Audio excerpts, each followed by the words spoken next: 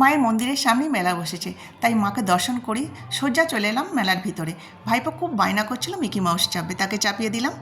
Mickey mouse ও চাপছে। এদিকে দেখুন break dance বসেছে, এইটা আমার চাপতে খুব ভয় লাগে। এদিকে বাচ্চাদের ছোট ছোট গাড়ি বসেছে, আর ওদিকে বসেছে একটা ড্রাগন ট্রেন। এই ট্রেনটা একবার চেপেছিলাম, খুব মজা হয়েছিল। আরও বসেছে হেলিকপ্টার বসেছে বাচ্চাদের জন্য। তার মিকি মাউস চাপা শেষ হচ্ছে না, বলে নাকি আর একটা মিকি মাউস চাপবো। এখানে আর একটা মিকি মাউস বসেছে ছোট্ট, এটা কিন্তু খুব সুন্দর। এইসব দেখে আমাদের মানে শৈশব জীবনের কথা মনে পড়ে যাচ্ছে। আমাদেরও বেলায় থাকলে না আমরাও খুব আনন্দ করতাম, মজা করতাম।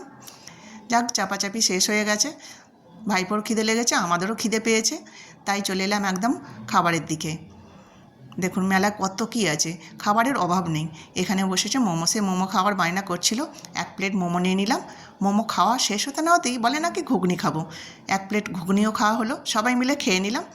ওর খুব ঝাল লেগেছে, ভাইপোর না খুব ঝাল লেগে গেছিলো, তাই সে বললে নাকি আইসক্রিম খাবো, তাই একটা আইসক্রিমও নিয়ে নিলাম।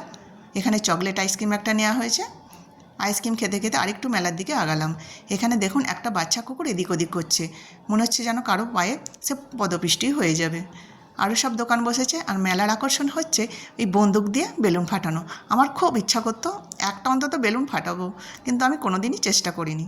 এখানে কাঠের জিনিস বসেছে, মেয়েদের অনেক রকমের জিনিস বসেছে। এখানে বসেছে পাঁশকুড়ার চপ, পাঁশকুড়ার চপও দুটো নিয়ে নিয়েছি। খাওয়া হলো, খাওয়া শেষে চলে এলাম একদম অন্য দোকানে, যেটা মেয়েদের সব থেকে প্রিয় হরেক মাল। এখানে যে কী নেবো আর কী নেবো না সেটাই ভেবে পাই না। যাক, দেখুন এই দোকানটা দেখুন, একদম পুতুলে ভরে আছে, মনে হবে যেন সবগুলো কিনে নিই, এত সুন্দর। যাক, আমাদের মেলা দেখা শেষে আমরা এখানে মথুরা কেক কিনে নিলাম মাত্র 10 টাকায়, খুব টাটকা, খেতেও খুব ভালো। শেষে বাড়ি চলে এলাম।